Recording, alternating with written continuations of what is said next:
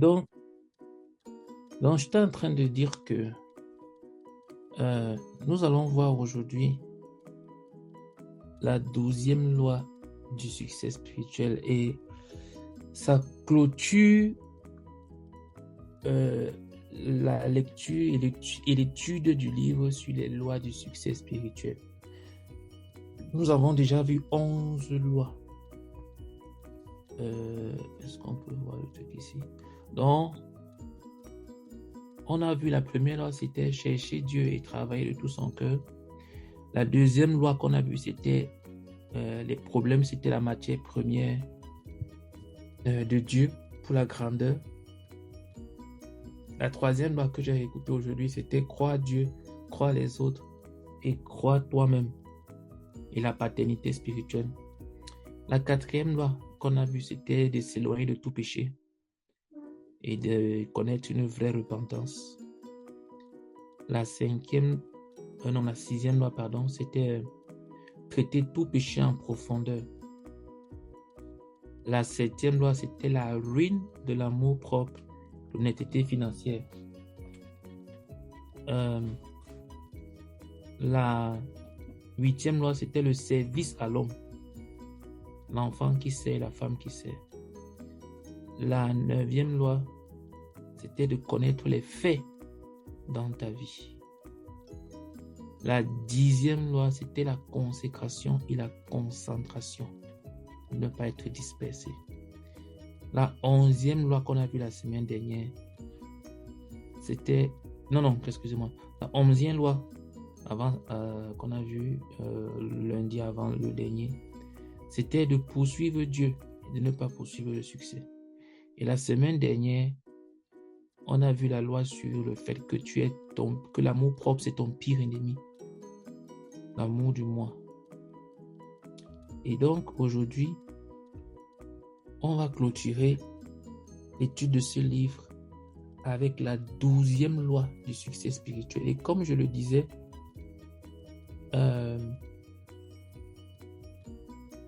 c'est sur la centralité de la prière. C'est la loi fondamentale. C'est-à-dire que s'il y a une seule loi sur laquelle tu devrais absolument suivre, obéir, vivre pour te rassurer de réussir spirituellement, c'est celle-ci. Parce que de tous les autres dépendent de celle-ci. C'est pour ça que ça se dit la centralité, c'est-à-dire que la prière est au centre. Elle est au centre. Donc, le frère Zach dit ceci. La dernière loi du succès pour cette série, quel que soit ce que tu fais pour Dieu, cela commence dans la prière intensive et extensive. Lorsqu'il y a échec là, c'est majoré sur des choses mineures. Même pour ta vie personnelle. Il est en train de dire que même pour tes choses personnelles, c'est-à-dire que ton travail, tu peux te dire que ce qu'il faut le plus dans mon emploi, c'est que je sois compétent professionnellement ou bien dans mes études. C'est que je sois discipliné, que j'étudie, voilà, toutes ces choses-là. Il faut ça quand on dit que si la prière n'est pas dominante dans ce domaine-là, tu es en train de te concentrer sur des choses mineures, c'est-à-dire que tu n'es pas en train de frapper sur la priorité. Un homme avait dit que s'il lui faut 6 heures de temps pour abattre un arbre, il va passer les 4 premières heures à limer sa hache. Et les 2 dernières heures, ce sera pour frapper. Mais les gens vont faire le mince, ils vont plutôt prendre les 6 heures là pour frapper. Et ils vont travailler pendant 6 heures, ils s'essouffler, alors que lui, il va frapper vraiment pendant 2 heures de temps. Parce que limer la hache est moins épuisant que frapper sur un arbre avec une hache émoussée. Donc, même pour ta vie personnelle, quand la prière n'est pas dominante, tu es en train de passer à côté. Écoutez, que notre échec, et je parle pour moi personnellement et peut-être pour tout le monde, tous ceux qui écoutent ou bien qui écouteront, que ton échec ne te fasse pas mentir Dieu. Je veux dire, ne te juge jamais, ou alors ne juge jamais une vérité par rapport à ton expérience personnelle. Tu pourrais te dire que non, je n'ai pas expérimenté encore cette vérité-ci. Mais si tu es sûr de la source d'où elle vient, accroche-toi là-dessus. Ne dis pas que non, ça c'est ta vérité à toi. Pour moi, ce n'est pas le cas. Parce que ça te condamne ou bien parce que ça te juge. Frère, lorsque la prière n'est pas centrale dans ta vie, tu es passé à côté. Lorsque tu fais quelque chose, je me souviens qu'on disait que le frère Zach écrivait des sujets de prière pour tous les aspects de sa vie. Tout. Même les expériences qu'il faisait dans son laboratoire parce qu'il était chimiste organique. Donc son travail au laboratoire consistait à mélanger des solutions pour isoler des éléments. Donc il faisait des mélanges dans les éprouvettes et des choses pour ceux qui ont fait un peu de chimie. On dit que même pour ça, il faisait des sujets de prière. Il priait pour ça. Il ne venait pas comme ça au bureau et puis il mélange tel hydrogène avec tel oxygène. Je dis n'importe quoi. Je ne suis pas chimiste. Non, non, non. Il priait. Il y a même le moment où il partait en retraite. Et dans la prière, Dieu lui disait que pour telle solution chimique là, tu dois trouver ça à tel endroit. Il y a telle herbe qui te permet. Il a eu une révélation comme ça. Je crois qu'il était en retraite ici en France. Où Dieu lui a monté une plante. Pendant qu'il était en train de chercher Dieu, Dieu lui a monté une plante. Dans son travail professionnel. C'est-à-dire qu'il était professeur à l'université de Yaoundé 1. Professeur de chimie organique. Dieu lui a montré que voilà, à tel endroit, derrière tel bâtiment, il y a telle plante là-bas. Et c'est comme ça qu'ils ont découvert un truc qui est en train de révolutionner la médecine pour soigner le diabète. C'est comme ça. Ce n'était pas parce qu'il faisait mélanger beaucoup de choses. Donc, quand il dit que si tu n'as pas mis la prière au centre de ce que tu fais, tu es en train de passer à côté. Pendant que ses collègues étaient en train de faire monter à gauche, à droite, le frère Zach ne perdait pas son temps. Il avait décidé de ne jamais aller assister aux conférences à gauche, à droite scientifiques, tous ces prix-là, les prix. Il a dit que dans sa consécration, il avait rejeté tout ça. Il n'assistait pas. Mais cependant, il était parmi les personnes les plus productives scientifiquement de toute l'université. Il a été le premier Camerounais à obtenir un docteur, on dit quoi, DSI, Doctor of Science. C'est un diplôme en anglo-saxon délivré par l'université du Durham en Angleterre. Le premier Camerounais et le premier de toute l'Afrique centrale. Et c'est un diplôme que ce n'est pas, on ne postule pas, c'est-à-dire qu'on évalue ton travail sur peut-être les 20 ou les 30 dernières années. Et on voit l'apport scientifique que ça a donné. C'est à partir de là qu'on te décerne maintenant ce prix-là, ce titre-là. Donc, de la même façon qu'il est en train d'exceller dans la vie spirituelle, c'est comme ça qu'il est en train d'exceller dans sa vie professionnelle. Et je n'ose même pas parler de sa vie académique. Pour ceux qui ont lu un mot aux étudiants, ils connaissent. Ils connaissent. Parce que le frère a prié pour tout.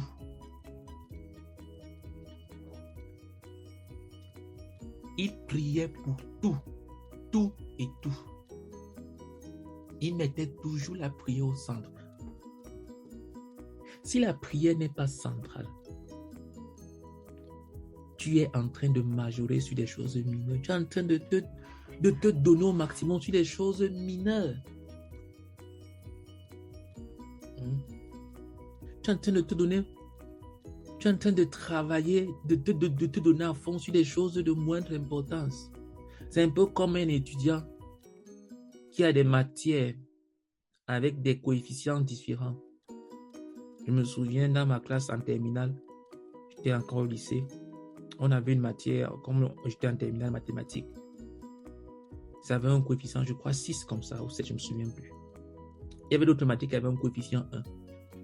Maintenant, si toi, tu vas passer 4 heures de temps à étudier une matière qui a un faible coefficient et tu laisses la matière qui a un gros coefficient, c'est ce que tu es en train de faire.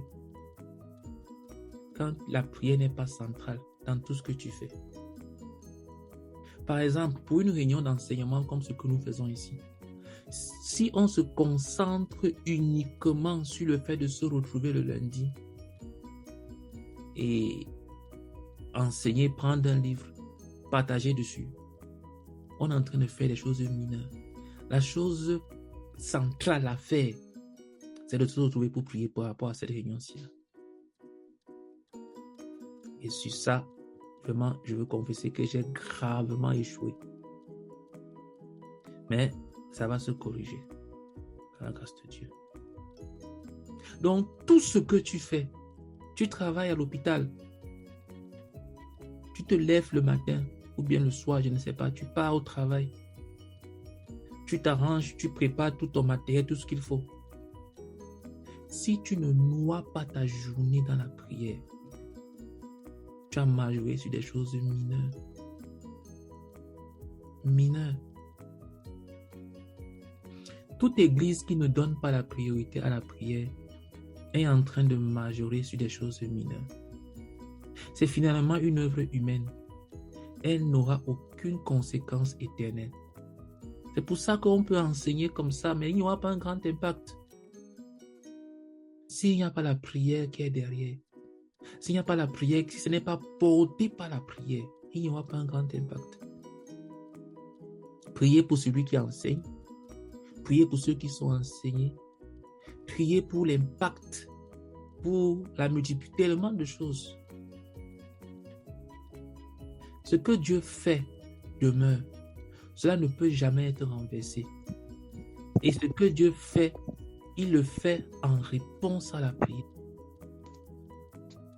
Une personne est ce qu'elle est dans la prière. Quelqu'un a dit que montre-moi ta vie de prière, je te dirai à quel point tu es spirituel. Et il y a un homme qu'on appelait Jonathan Edwards. Je ne sais plus si c'est lui ou c'est qui d'autre. Je ne sais plus si c'est Jonathan Edwards ou bien c'est John Wesley.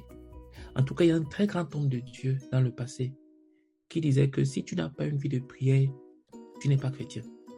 Tu es un non-croyant.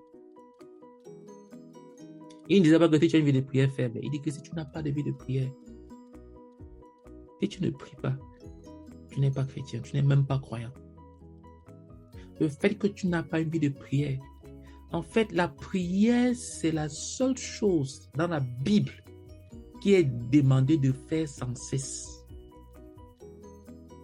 Il y a un seul verset, je crois que c'est dans Thessaloniciens, si je ne me trompe pas, où l'apôtre Paul dit « Priez sans cesse ». Priez sans cesse. Vous savez, depuis que nous avons été conçus, jusqu'à ce jour, depuis que tu as été conçu dans le ventre de ta mère, où tu as commencé à développer des poumons, jusqu'à ce jour, bon, pour ne pas exagérer, ne pas dire des bêtises, depuis que tu es né au minimum, sorti du ventre de ta mère, on a coupé le cordon ombilical. Jusqu'à ce jour, il y a une chose que tu as toujours été à faire sans cesse. C'est la respiration. Même quand tu dors, même quand tu es malade, même quand tu fais quoi, tu as été toujours en train de respirer. Ce mouvement-là, en deux phases, tu inspires et tu expires. Donc, quand la Bible dit que prier sans cesse, il a dit que la prière, c'est la respiration du croyant. C'est la raison pour laquelle un croyant qui ne prie pas est un croyant mort. C'est pour ça que cet homme de Dieu disait qu'un croyant qui ne prie pas est un non-croyant. Parce que tu vois un être humain qui te dit qu'il ne respire pas. Il n'a pas besoin de respirer. Tu es en face de quelqu'un qui n'est pas vivant, qui est mort. Tout être vivant respire, même les plantes respirent. On ne se nourrit pas tout le temps.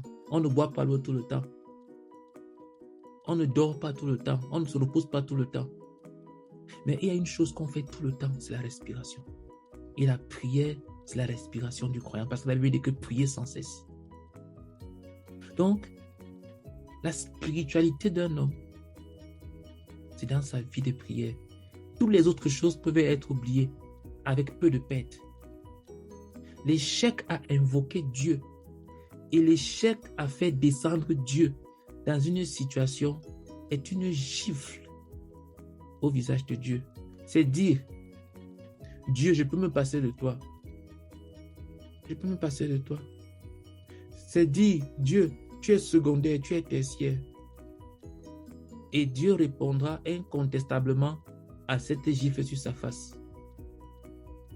Je vais te dire à nouveau, si ta marche personnelle avec Dieu n'est pas centrée, enracinée et bâtie sur la prière,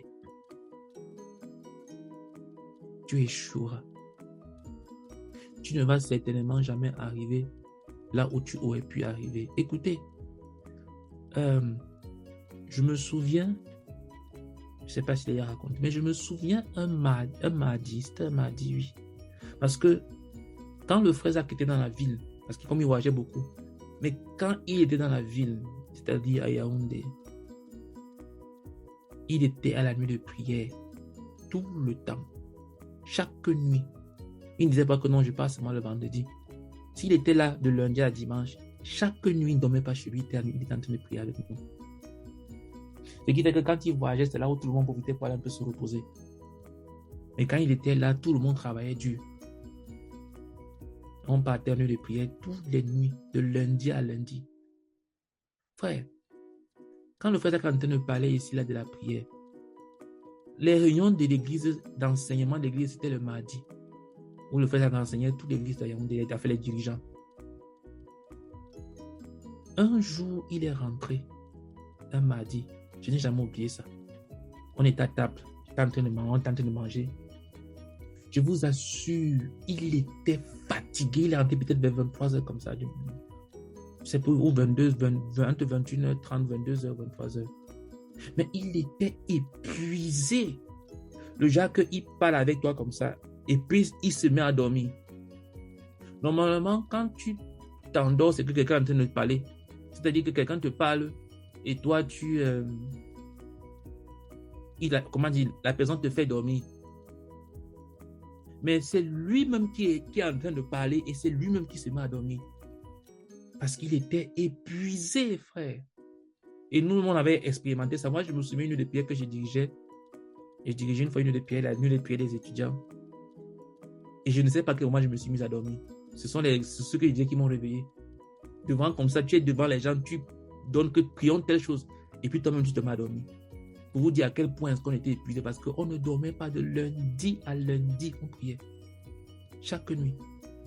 Et on ne priait pas 1 heure, 2 heures. On priait de 22h à 6h du matin. Bon, parfois, pour ne pas exagérer, quand il rentrait tard, on pouvait commencer à minuit. Mes frères, ce mardi-là, le frère qui était fatigué. Je dis fatigué. Mais je savais qu'on devait prier. Et donc, il nous a dit rendez-vous, qu'on passe se coucher. Rendez-vous à 1 heure, parce qu'il avait fait le partage avec nous à 23h passées. Frère, quand je suis parti me coucher, je me suis dit dans mon cœur que non. Il ne peut pas. Tel que je l'ai vu épuisé là, il ne peut pas. Parce que 23h passées, tu dis qu'on se retrouve à 1h. Donc, tu as moins de 2 heures de sommeil. Or, le jour que je le voyais fatigué, là, il lui fallait au moins 10 heures de sommeil. Frère, je peux me coucher sur le tapis au salon. Il partait dormir dans la chambre. Et puis, on vient me réveiller pour aller porter les choses. Qui nous appelle dans la chambre pour porter ses livres, pour descendre à la prière. Je viens dans la chambre le trouver. C'est-à-dire bien habillé, peigné, les yeux bien ouverts, moins de 2 heures après. C'est-à-dire pleinement éveillé. Je n'ai pas compris dans ma tête. C'est depuis c'est-à-dire c'est l'un des faits ça m'a traversé l'esprit que le type s'y croit à la prière. C'est pour ça que il peut avoir des folies qui traversent mon esprit. Mais je sais que le frère Zach est un homme vrai. Parce que il y a des choses que tu ne peux pas mentir aux gens. Il croit à la prière. C'est-à-dire, il n'a même pas fait 2 heures. Je ne sais pas s'il a même dormi. Il est descendu à la prière. On est descendu ensemble. Donc, quand il dit là que si ton ministère n'est pas enraciné dans la prière, à la fin, tu seras détecté pour le fraudeur que tu es. Ça va se faire voir. Si tu n'es pas en train de prier, tôt ou tard, les gens vont le remarquer. On va te sous-peser. Et on va voir que tu es léger. Tu vas manquer de profondeur. Et si ta vie conjugale n'est pas bâtie sur la prière, tu en récolteras les conséquences. Ouais. C'est un domaine rouge. Je n'ose pas ouvrir ce dossier personnellement me concernant parce que c'est l'un de mes plus grands échecs. Et si tes enfants ne sont pas bâtis dans la prière, un jour, tu les regarderas et tu souhaiteras avoir été stérile, car ils te choqueront à gauche et ils te choqueront à droite. Quand elle s'appelle comment, ma première fille est née, j'avais rédigé 200 sujets de prière. C'est-à-dire priant pour elle jusqu'au mariage même. Et puis quand le garçon est né, le premier garçon, j'ai juste changé pour mettre le garçon. Et j'avais commencé à prier pour eux, mais je n'étais pas fidèle, mais j'avais quand même commencé à prier. Frère, le troisième est né, je n'ai pas fait ça. Mais aujourd'hui, les 2 premiers ont déjà donné leur vie à Jésus-Christ. Et il y a quelque chose, même s'il y a un compromis, il y a quand même quelque chose qui est descendu sur eux. Le dernier, pour que je n'avais pas encore prié, et pour que je n'avais pas fait ça, il n'a pas encore cru. Il n'arrive pas à se saisir, à prendre les choses de Dieu au sérieux. Même si on peut dire qu'il est encore jeune, mais son frère au même âge, prenez les choses de Dieu au sérieux. La prière. Mais par la grâce de Dieu, je veux dire. La seule garantie des 10, 20, 30, 40 prochaines années, c'est ce qui est en train d'être bâti aujourd'hui dans la prière. Si tu minimises la prière, Dieu te minimisera, car tu n'as pas considéré Dieu comme une nécessité absolue. Il y a des personnes qui considèrent que prier, c'est une perte de temps, puisqu'ils ont les compétences. Ils pensent que l'œuvre de Dieu, c'est une question de compétence. Ils croient que parce qu'ils savent prêcher, parce qu'ils savent enseigner, parce qu'ils savent chanter, parce qu'ils savent, je sais pas moi, faire la cuisine, quoi que ce soit, c'est suffisant pour faire l'œuvre de Dieu. Ce n'est pas une histoire de compétence. Non. Ce n'est même pas une histoire de charisme. Ce n'est pas une histoire d'éloquence, parce que tu es très éloquent, tu es charismatique. C'est pas ça. C'est la présence de Dieu. C'est la puissance de Dieu. C'est la prière. Donc si tu minimises la prière, Dieu va te minimiser. Dieu saura que tu n'es pas quelqu'un de sérieux. Tu n'as pas tout fait pour l'amener dans la situation. Tu as compris que tu peux t'en sortir toi-même. Et tu as fait, ça a marché. Et tu as été satisfait. Tu as des examens qui sont arrivés. Voilà. Tu les as passés. Tu as étudié. Tu as passé tes examens. C'est bon. Tu avais un travail à faire. Tu avais ta journée. Tu avais un projet à remettre. Allez, tu t'es concentré. Tu as fait le projet. Et tu as livré le projet. C'est bon. Très bien. Mais Dieu va te mépriser pour ça.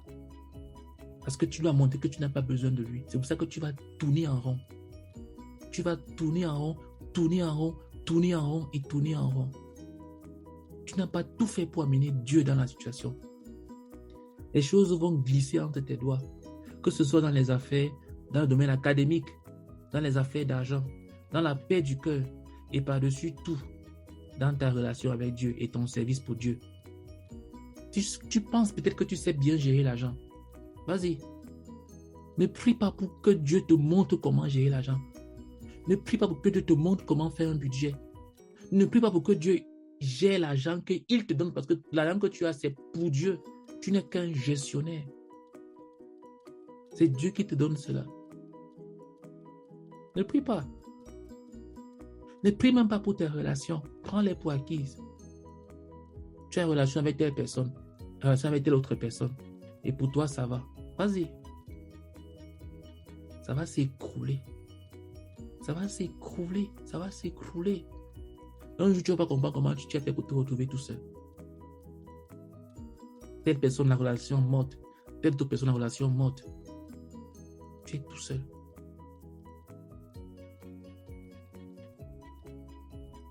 Dans la prière,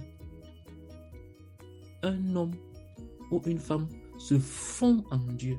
Dans la prière, un homme ou une femme fond en Dieu. Dans la prière, un homme ou une femme fond en Dieu. Dans la prière, un homme ou une femme fond en Dieu et Dieu fond en lui ou en elle. Dans la prière, Dieu se donne à une personne.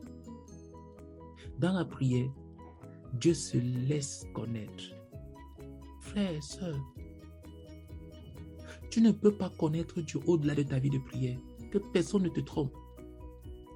La connaissance de Dieu, ce n'est pas l'étude de la Bible. La connaissance de Dieu, ce n'est pas la mémorisation de la Bible.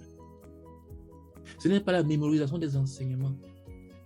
Tu ne peux pas connaître Dieu au-delà de ta vie de prière.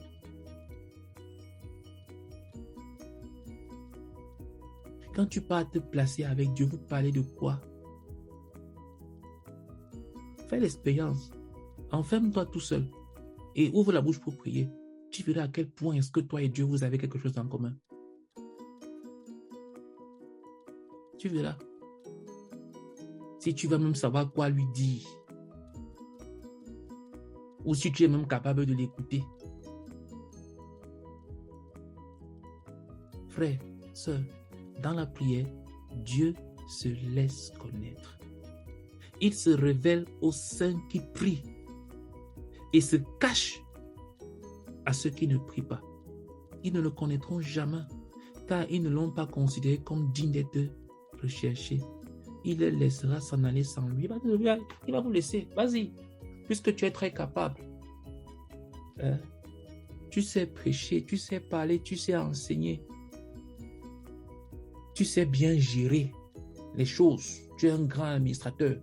Tu sais comment organiser les trucs. Tu n'as pas besoin de Dieu pour ça. Dieu va te laisser. Vas-y. Mais ça ne va pas tenir. Ça va s'écrouler. Ça va s'écrouler. Ça va s'écrouler. Ça va s'écrouler. Ça ne tiendra pas. C'est une priorité maintenant que Dieu trouve une église dans notre œuvre qui soit un centre de prière. J'ai lu à certains frères un article au sujet d'une telle église au Kenya. Il y a prière chaque matin et il y a prière chaque soir et il y a prière chaque nuit.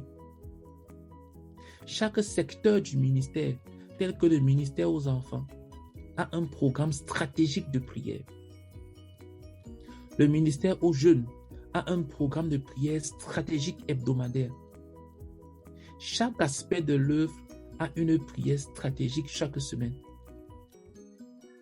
Le pasteur aîné et les dirigeants clés prient pendant 6h30 chaque samedi.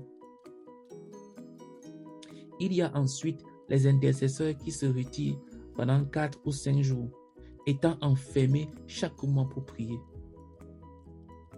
Et le leader de l'église est un homme qui a plusieurs diplômes. Lui et sa femme sont restés à Nairobi, où les puissances de Satan sont réduites. Et ils se sont livrés à 6 mois de prière. C'est la seule chose qu'ils ont fait pendant 6 mois avant de s'installer dans cette ville-là. Quand ils s'y sont rendus, ils n'ont pas prêché. Ils ont juste prié pendant 6 mois avant de commencer à parler de l'évangile à quiconque. Ils savent que ce qui est de la chair ne peut subsister devant le Dieu vivant. Ils savent qu'il y a plusieurs choses que Dieu ne fera pas, à moins que les gens prient. Frère, sœur, pourquoi est-ce que tu ne prends pas une croisade de 10 jours de prière pour une sortie d'évangélisation, pour un programme d'évangélisation? Pourquoi est-ce que tu ne pars pas prier pour encercler un bâtiment dans la prière?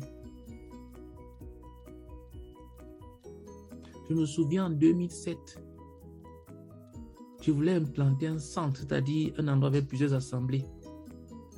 Je venais de commencer le travail. J'avais 23 ans. Quand je sortais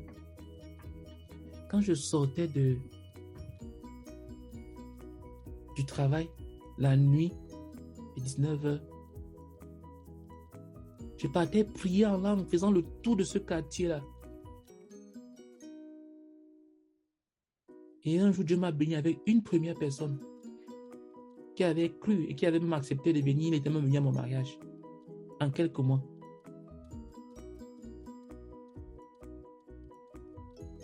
Frère, pourquoi est-ce que tu ne fais pas un programme de prière pour lier et puis tu pars maintenant en vainqueur? Tu pries, tu lis l'esprit d'incrédulité dans un bâtiment d'étudiants.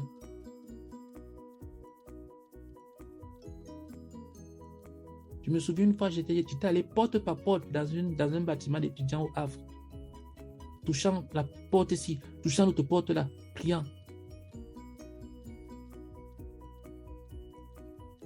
Frère, la prière, c'est la base.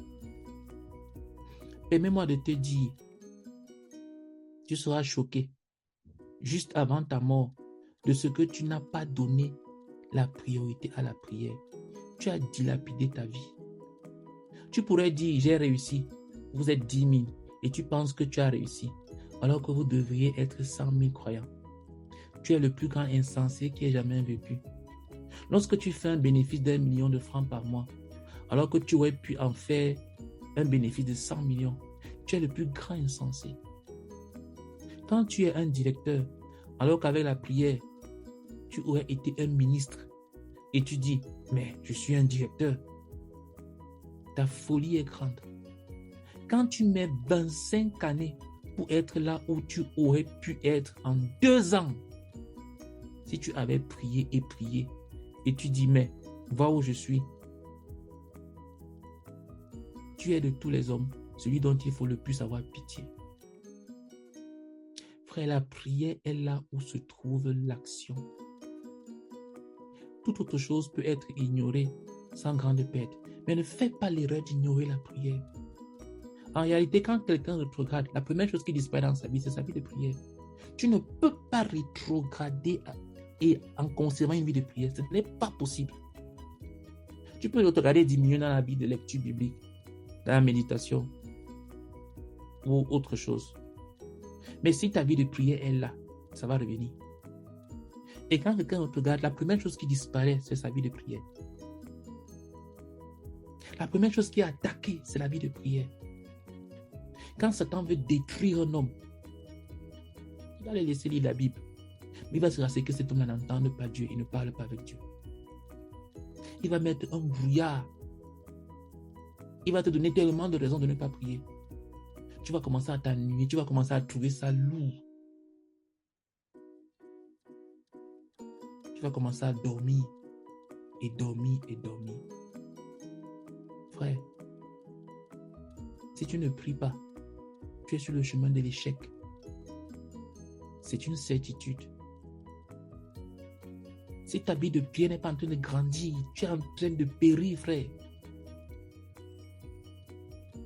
Dans le hall, là où on priait avec le frère Zach, c'était écrit sur la porte, prie ou péris.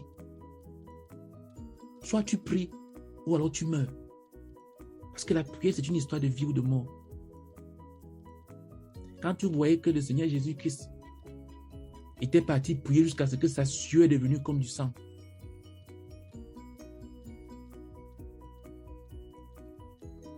C'est là-bas qu'il a gagné la bataille à la croix. C'est là où Dieu a envoyé un ange pour le fortifier. C'est là où il pouvait supporter le fouet, la flagellation, les clous. Ce n'était pas parce qu'il était fils de Dieu. C'est parce qu'il avait gagné la bataille avant que toutes ces choses en arrivent. Dans la prière. Quand on lit comment est-ce que le matin, les gens venaient, telle personne le touche, la personne est guérie, tel démoniaque le voit, il tombe, il touche telle personne, la personne est guérie, à gauche, à droite. La Bible dit que chaque nuit, il partait rester à la montagne pour prier. Et le matin, il venait au temple et le peuple venait à lui. Il n'avait même pas une seule maison. Quand le Seigneur est mort, quel était son héritage? Il a laissé quoi? Qu'est-ce qu'il a laissé? Le seul héritage qu'il a laissé à sa maman, c'était quoi? C'était un disciple, Jean. Qu'est-ce qu'il avait? Il a donné quoi comme héritage? Il avait quelle maison? Comme beaucoup, les gens veulent absolument avoir des maisons. Il avait quelle voiture? Il avait quoi? Même les vêtements qu'il avait sur lui. Les gens se sont partagés ça. Mais le Seigneur Jésus-Christ vivait dans la prière. En fait, si tu veux connaître la vie de prière de Jésus, lis l'évangile de Luc. Lis l'évangile de Luc. Parce que les autres évangiles passent un peu à côté. Si tu veux connaître la personne de Jésus, lis l'évangile de Jean. Mais si tu veux connaître la vie de prière de Jésus, lis l'évangile de Luc. L'évangile de Luc, c'est un évangile de prière. Ça parle de la vie de prière du Seigneur Jésus.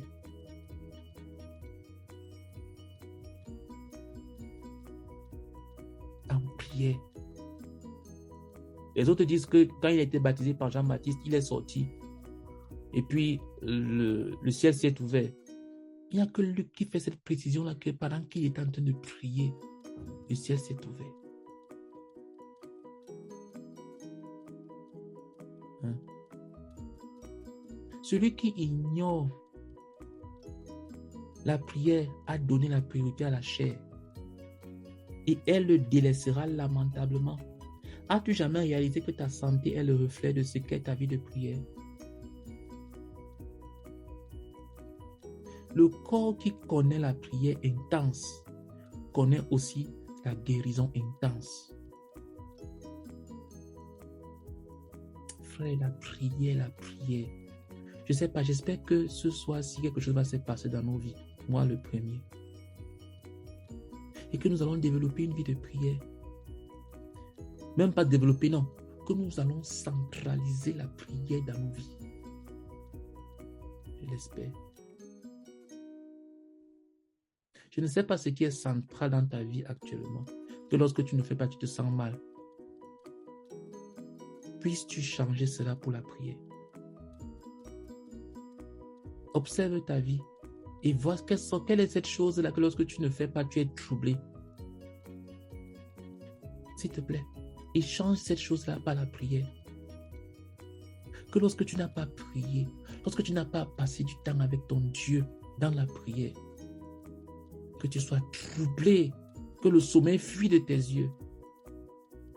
Frère, j'ai vu le frère vivre ce message de mes propres yeux. On ne m'a pas raconté, je n'ai pas lu dans un livre. Je l'ai vu de mes propres yeux. Je l'ai vu de mes propres yeux.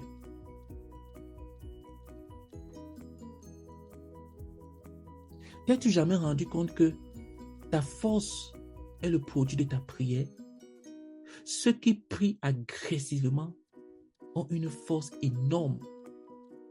Ceux qui prient sans cesse ont de l'énergie sans cesse. T'es-tu jamais rendu compte que le contentement découle de la prière? Frère, quand tu pries, quand tu es connecté à Dieu, quand Dieu commence à être sucré, le genre que tu es content, frère, intérieurement. Tu es toujours la même personne, avec toujours les mêmes problèmes qui sont autour de toi. Mais tu es différent. Pourquoi?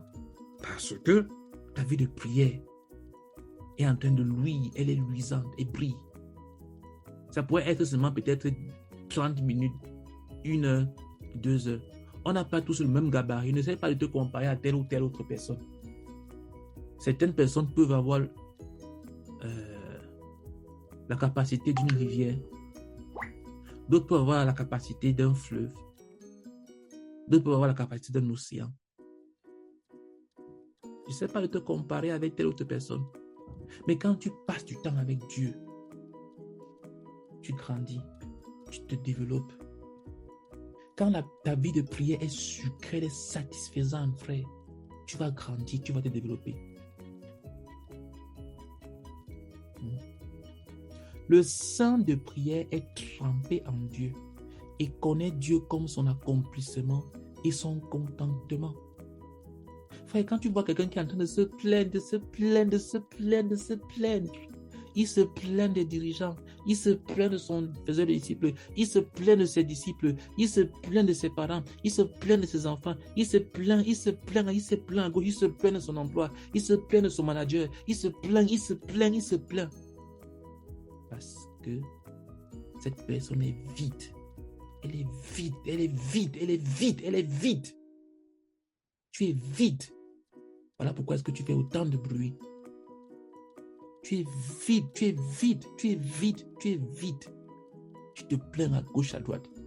Ah, vraiment, j'ai tel problème à l'école, j'ai tel problème au travail. Vraiment, il y a ça. Tu sais, parce que tu es vide, frère. Regardez un peu, une fois de plus, la vie du Seigneur Jésus. Qu'est-ce qu'il y a notre modèle de la paix? S'il te plaît, je te supplie, va lire l'évangile de Luc. Lis ça en observant Jésus-Christ en prière. Tu verras que tu n'as jamais lu l'évangile de Luc. Allez voir le Seigneur Jésus-Christ. Et regardez si c'était quelqu'un qui se plaignait. S'il se plaignait. Regardez sa vie. S'il se plaignait. Même quand il a été crucifié à la croix, quand il est réapparu à ses disciples, il a fait un seul reproche à quelqu'un, que tu m'as abandonné. Alors que la Bible dit que tous l'ont abandonné. Il était là pour dire que vous m'avez abandonné. Quand il a récupéré dans l'évangile de Jean, quand il a récupéré Pierre et les autres avec la pêche miraculeuse qu'ils ont fait, après qu'ils ont rétrogradé, qu'ils sont rentrés à la pêche, au lieu d'aller prêcher, au lieu d'aller prier, il les a reçus avec quoi? Avec le poisson et le pain. Il était plein.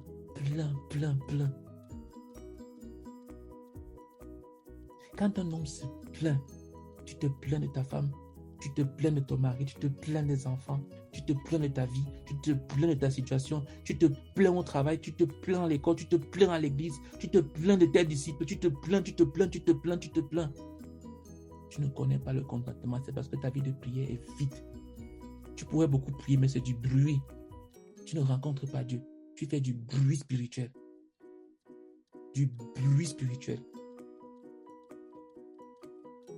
Parce que quand on rencontre Dieu, on est satisfait. C'est une marque des gens qui rencontrent Dieu. C'est qu'ils connaissent le contentement.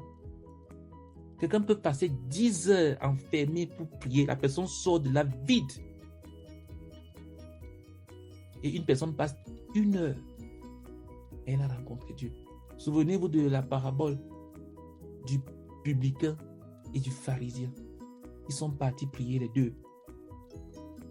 Il y a un qui était debout, en train de dire comment est-ce qu'il est bon, il est ceci, il est cela.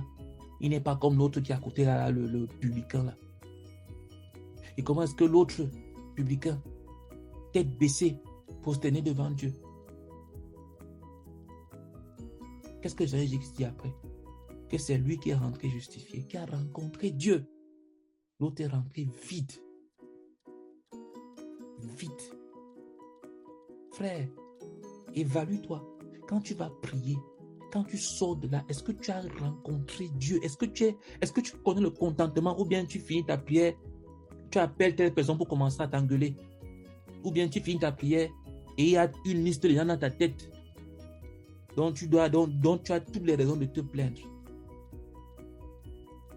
En fait, quand tu peux te plaindre de quelqu'un, c'est une attestation que tu ne pries pas pour cette personne. Parce que la Bible nous enseigne que lorsque nous prions pour des gens qui nous font du mal, nos cœurs sont corrects. Tu ne peux pas te plaindre de quelqu'un pour qui tu pries. Ce n'est pas possible. Tu ne peux pas.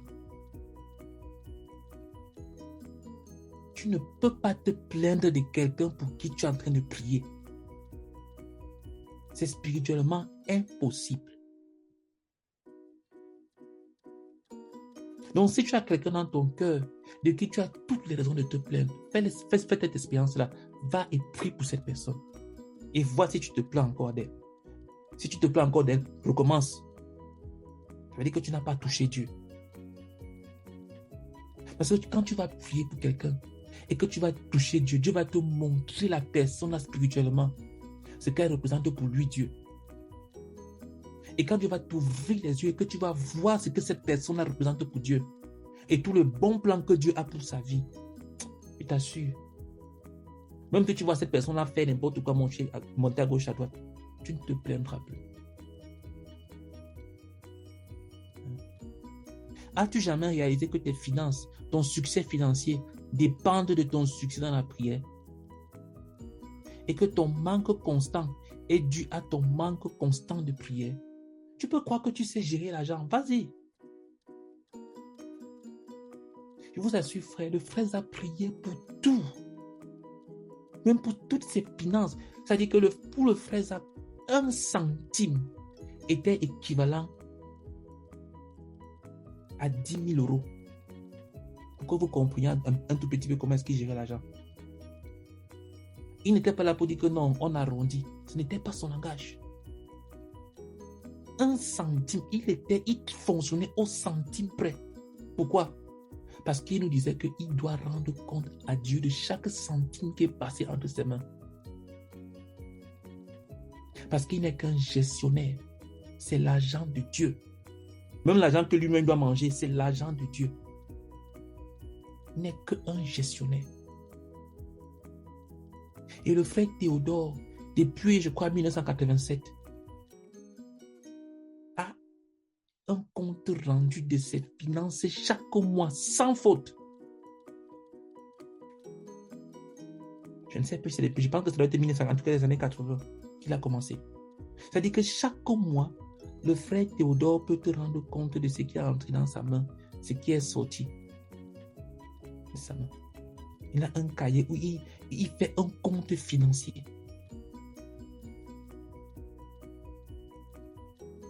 Pourquoi? Parce que pour savoir comment prier, comment rendre grâce à Dieu, tu es là, tu vis. Et Dieu t'envoie des bénédictions dans ta vie. Et tu les prends, tu y avales.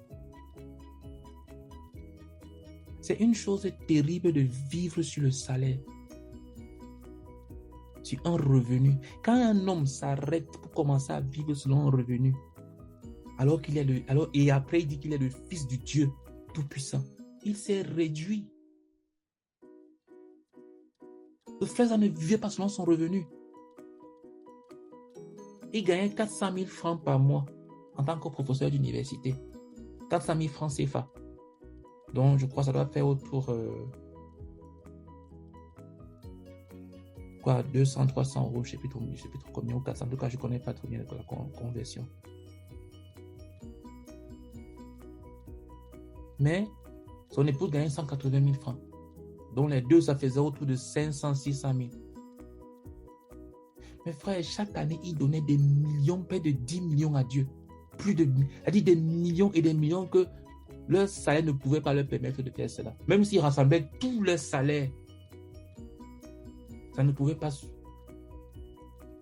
atteindre ce qu'ils donnaient à Dieu.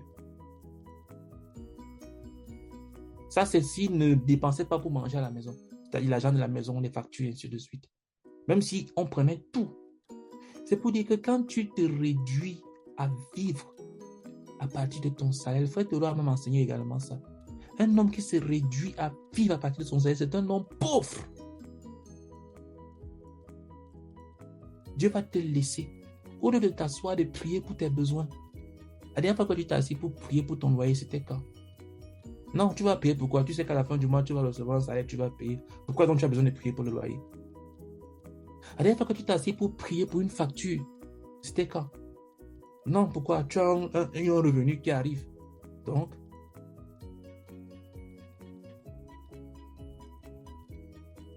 pauvreté spirituelle. Tu es pauvre spirituellement et tu n'expérimentes pas la grâce de Dieu. Tu t'accroches sur des miettes. C'est pour ça que tu ne donnes même pas à Dieu.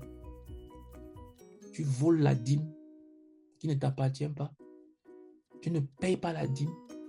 Les offrandes même, ça n'existe même pas dans ton langage. Pourquoi? Parce que tout ce que tu vois, c'est ton petit revenu qui vient à la fin du mois. Parce que tu ne connais pas Dieu.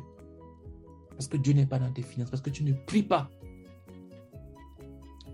Pour celui qui majore dans la prière, même ses besoins non mentionnés à Dieu sont pourvus. Même ce pourquoi tu n'as pas demandé. Mais parce que ta vie est noyée dans la prière. C'est cela rencontré. Pour celui qui s'attarde dans la présence de Dieu, même ce qui ne demande pas lui est accordé. Frère, va expérimenter et viens dire que le frère Zaka est en train de mentir. Par contre, celui qui va charnellement à la recherche des choses se rendant compte qu'elles fuient loin de lui.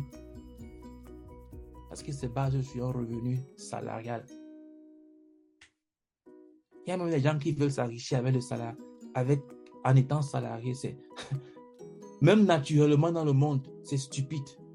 Aucun homme n'est jamais devenu riche sur la base d'un salaire, du salariat. Ça n'existe pas. Même dans le monde, ce n'est pas possible.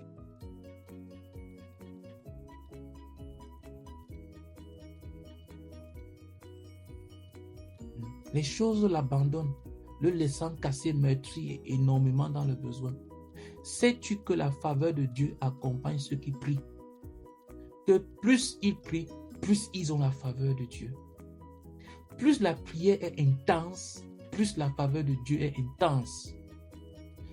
T'es-tu jamais rendu compte que ce qui est déterminant, ce ne sont pas tes capacités naturelles, mais que toute chose dépend des bénédictions de Dieu? Frère, je t'assure, c'est vrai. Ce sont les bénédictions de Dieu. Il y a beaucoup de choses dans ta vie que Dieu t'a juste béni. C'est le temps qui me manque. Sinon, et je n'ai pas envie trop de parler de moi. Pour que l'enseignement ne tourne pas sur moi. Mais je vous assure, frère, il y a tellement de bénédictions que Dieu nous accorde.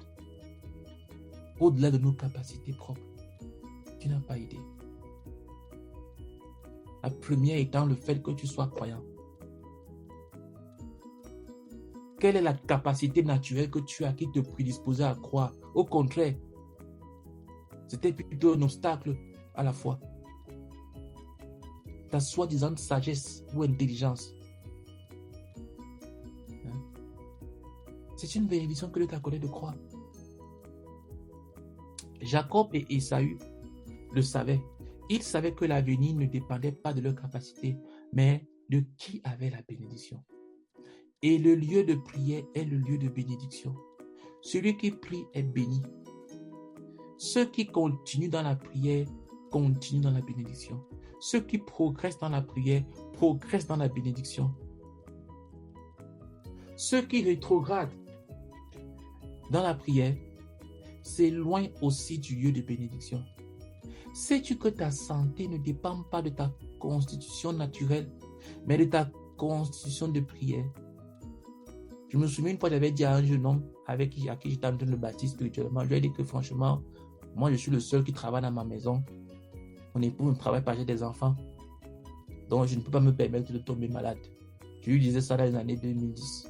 Je crois qu'on était en 2014, 2015, je ne sais plus trop combien. 2016. Je lui disais que non, moi je peux me permettre de tomber malade. Parce que je tombe malade, qui va travailler? Je vous assure, ça n'a pas fait 2 semaines, je suis tombé malade. Couché. Et je ne pouvais plus bouger.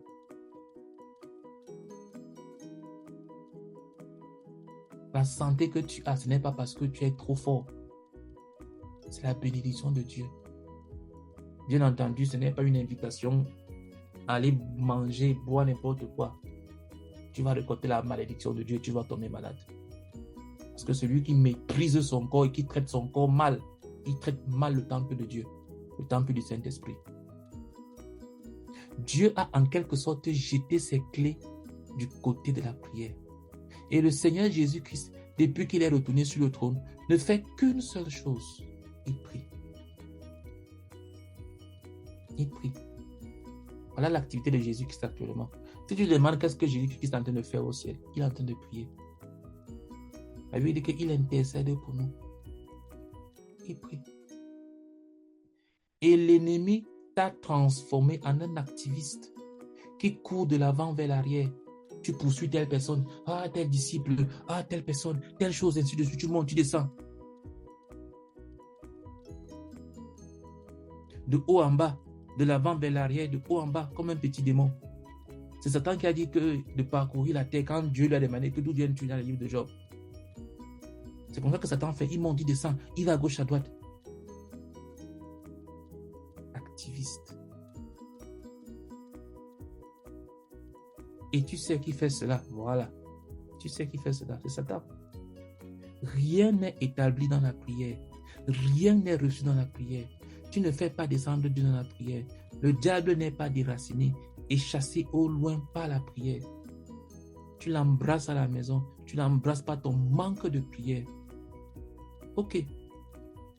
Continue à embrasser Satan. L'homme qui ne prie pas est son propre ennemi. Sais-tu que par ton manque de prière, tu t'es établi toi-même comme ton opposant le plus farouche? Comment un homme peut-il se haïr tant? Si un homme hait les autres, il est un insensé. Quand un homme se hait lui-même et s'engage à se détruire lui-même et endurcit son cœur pour se détruire lui-même et pour détruire sa progéniture, ses petits-enfants, ses arrière-petits-enfants, il est le plus grand insensé. Et en tant qu'un père qui ne prie pas, tu es le point de départ des générations qui échoueront. Car tes enfants ne se tourneront pas radicalement vers Dieu. Ils ne poursuivront pas Dieu de façon radicale. Ils ne connaîtront pas le sacrifice radical à Dieu. Ils ne connaîtront pas de vision radicale pour Dieu. Ils ne verront pas. Ils ne s'agripperont pas. Ils ne triompheront pas. Car malheureusement pour eux, ils t'ont eu pour père. Voilà l'héritage que tu leur as laissé.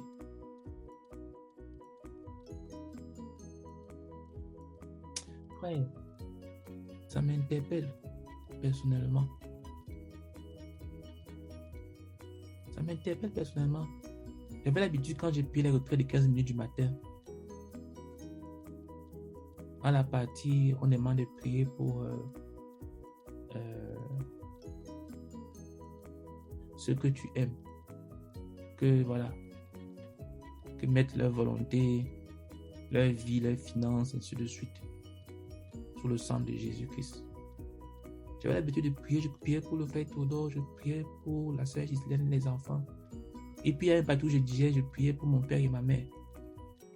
Je priais pour mes frères et sœurs, ainsi de suite. Après, je prie pour les disciples, ainsi de suite. Je prie pour mes dirigeants. Frère, si tu ne pries pas pour les gens que tu aimes, tu les as livrés à Satan. Tu les as livrés.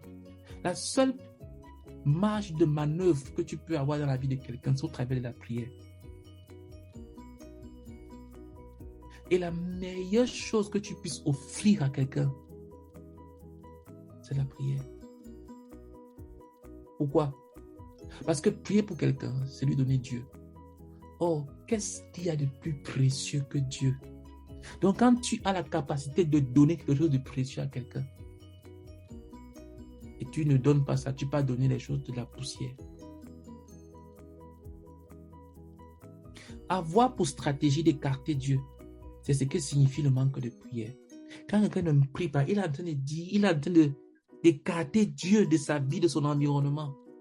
Avoir pour stratégie d'écarter Dieu, c'est ce qui signifie prier peu. Avoir pour stratégie d'écarter Dieu, c'est ce qui signifie la faible prière. Avoir pour stratégie d'écarter Dieu, c'est ce qui signifie la prière non dominante. Qu'aurait-ce été si l'Église primitive n'avait pas prié? Il n'y aurait pas eu de Pentecôte. Si, après le départ de Jésus, il n'était pas resté pendant 10 jours à prier. Ils ont prié, ils ont fait un siège de 10 jours, frère, 240 heures. En prière, ils ont prié. dit même que le Saint-Esprit au 10e jour est descendu sur eux. Ils ont commencé peut-être à 500. Mais le 10e jour, ils se sont retrouvés à 120. Les gens ont dû partir. Parce que le siège ne se terminait pas. Et pendant 10 jours, ils ont prié. Le Saint-Esprit est descendu sur les 120 qui étaient là. Donc les gens qui aiment partir avant la fin des réunions là.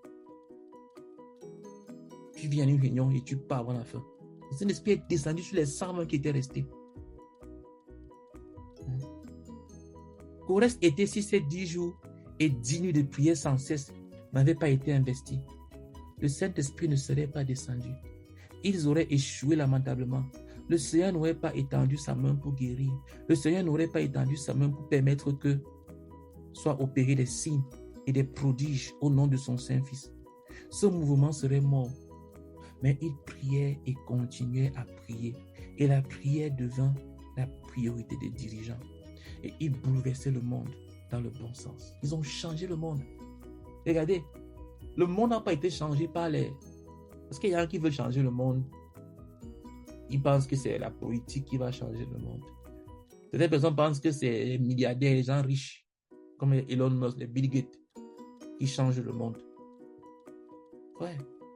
Dieu se sert des choses folles pour renverser celles qu'on considère comme étant sages et grandes et glorieux. Ce sont ces gens-là, ces pêcheurs de poissons, qui n'étaient pas des intellectuels, qui ne faisaient pas partie de la haute classe. Ils ont changé le monde. Ils ont changé le monde. Ce sont ces gens-là qui n'étaient pas là à l'école. Tout ce qu'ils connaissaient, c'était pêcher du poisson et vendre le poisson. Ils ont changé le monde. Qu'est-ce qu'ils avaient? Dieu. Donc si tu veux changer le monde et tu crois qu'il faut que tu ailles t'inscrire à Harvard, que tu crées un réseau social comme Mark Zuckerberg, Facebook, ou bien que tu deviennes riche comme Elon Musk, et tu penses que tu vas changer le monde, tu es passé à côté. À leur époque, il y avait des grands philosophes, des grands intellectuels, il y avait des gens extrêmement riches. Eux, on ne parlait même pas de dans les journaux publics. Qui les connaissait? On savait que c'était une petite secte quelque part là-bas. Au contraire, on les prenait pour s'amuser. C'était impopulaire. Mes frères, ils avaient Dieu. Ils ont changé le monde. Ils ont changé le monde. Ils ont changé le monde.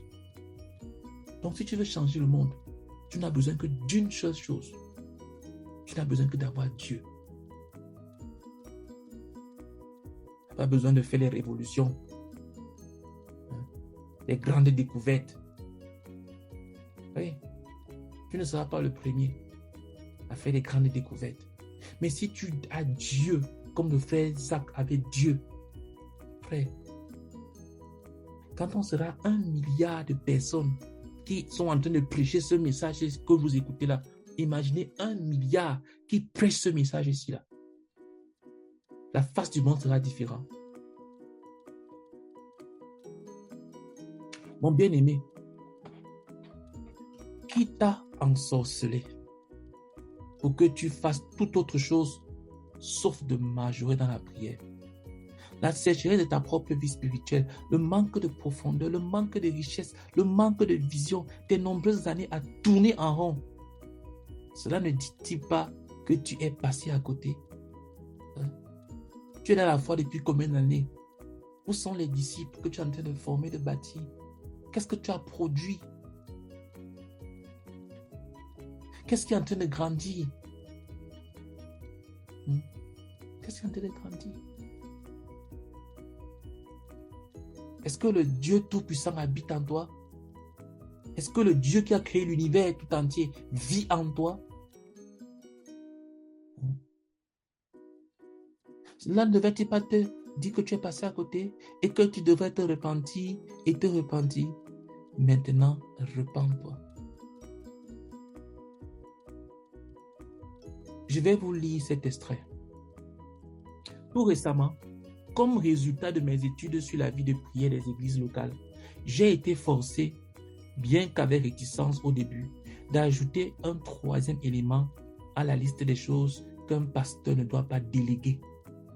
Les 2 premières choses, le pasteur ne peut pas déléguer son leadership et il ne peut pas déléguer la vision. Pendant plus d'un quart de siècle, au cours duquel j'ai été à aider les pasteurs à comprendre la dynamique de la croissance de l'Église, j'en suis venu à conclure que plusieurs d'entre eux dépensent trop de leur temps et de leur énergie sur les mauvaises choses. Je tente donc de les aider à réajuster leurs priorités de leadership. J'encourage constamment les pasteurs à déléguer de plus en plus les choses qu'ils sont en train de faire à des laïcs talentueux. Ils utilisent le mot pasteur en termes de dirigeants d'une église locale. Je leur cite la Bible et je leur rappelle que le principal rôle d'un pasteur, c'est-à-dire d'un dirigeant, est d'équiper les saints pour l'œuvre du ministère. Je leur donne aussi pour conseil que les deux choses qu'ils ne peuvent pas déléguer s'il faut que leur église grandisse, c'est leur leadership et leur foi ou vision. Tu ne peux pas déléguer ta vision. Tu ne peux pas dire, cet homme aura la foi à ma place. Tu ne peux pas dire, cet homme verra à ma place. La responsabilité du dirigeant est de communiquer la vision. Mais tu ne peux pas communiquer, que ce que tu crois de tout ton cœur. Ce pourquoi tu es prêt à mourir, de telle manière que tu poses la question au sujet de tout le monde. Est-il pour la vision ou contre la vision? Pour le but ou contre le but? Écoute, un grand homme de Dieu que je respecte a dit une fois qu'un homme devrait chercher et trouver une cause pour laquelle il est prêt non pas à vivre, mais à mourir. Quand tu trouves quelque chose qui a plus de valeur que ta propre vie, frère, tu as trouvé le sens de ta vie. Quand un homme a encore comme la chose la plus précieuse de sa vie, il est encore en train de papillonner. Il ne peut pas être un homme de conséquence. Mais le jour où cet homme va réussir à trouver, quand je dis homme, je veux aussi parler de femme, va réussir à trouver cette cause-là pour laquelle il est prêt à laisser sa vie, a dit je préfère mourir et que cette cause continue. Je vous assure, il a trouvé le sens de sa vie. Un homme comme ça ne peut que réussir et il ne mourra pas, il vivra pour accomplir sa cause. Même s'il meurt, il continuera à vivre. Beaucoup de gens connaissent Martin Luther King Jr. alors qu'il est mort très jeune, à 39 ans. Quand un homme a trouvé une cause, ça va changer le monde. Troisièmement, s'il faut que l'église devienne une maison de prière, le pasteur aîné doit communiquer la vision et assumer la direction du ministère de prière de l'église. Jusqu'à ce qu'il en soit ainsi, elle ne deviendra jamais une maison de prière et l'église ne deviendra jamais ce que Dieu voulait qu'elle soit. Nous avons dit dans le passé que le changement commence en haut. Quand le changement part d'en haut et coule vers le bas, il y a changement. Lorsqu'il part d'en bas vers le haut, c'est une révolution. C'est-à-dire que c'est un coup d'État. Elle peut prendre n'importe quelle direction. Si le chef d'État signe un décret, ce décret peut circuler et atteindre toutes les nations. Toute la nation, pardon. Mais si des voyous prennent les armes pour changer les choses et descendent dans les rues, vous savez ce qui se passera. Le vrai changement commence par le haut et descend. Alors, il coule au dehors et est maintenu et établi. À défaut de cela, il peut y avoir de la prière ici et là, mais tu n'auras jamais une église de prière, car le pasteur aîné amène l'église dans ce à quoi il se livre, dans ce qui est priorité dans son cœur. C'est ce qu'il inculque, c'est ce qui constitue son fardeau. Il faut que tous les membres de l'église sachent sans équivoque que leur pasteur a donné la priorité à la prière dans sa vie de prière personnelle et dans son ministère personnel. Frère, en tant que dirigeant, la chose qui doit découler, sortir de moi, et qui doit montrer comme étant une priorité dans ma vie, c'est la prière. Ce n'est pas l'enseignement, c'est la prière. C'est la prière. C'est la prière. C'est la prière. C'est la prière, frère. Tous les membres de l'Église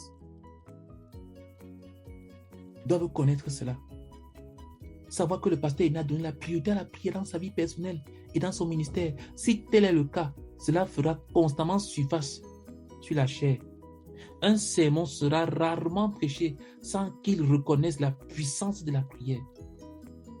Quelqu'un qui enseigne et qui met la prière secondaire, non prioritaire, il est en train de vous dire que ce n'est pas quelqu'un pour qui la prière a un impact. Je me souviens une fois d'un certain homme de Dieu, je ne sais pas si c'est vraiment un homme de Dieu, mais j'ai écouté certains des messages qui m'ont rendu ministère. Mais je l'ai écouté une fois comment il disait que la prière, il parlait de la prière avec vraiment de mépris. Il disait que vraiment les gens prient, les gens qui prient. Donc il avait un tel mépris pour la prière. Je me suis dit, mais comment est-ce qu'un homme comme ça, de cette carrure-là, peut parler de la prière comme ça? Si je n'avais pas écouté le frère Zach, si je n'avais pas vu le frère Zach, j'aurais été détruit.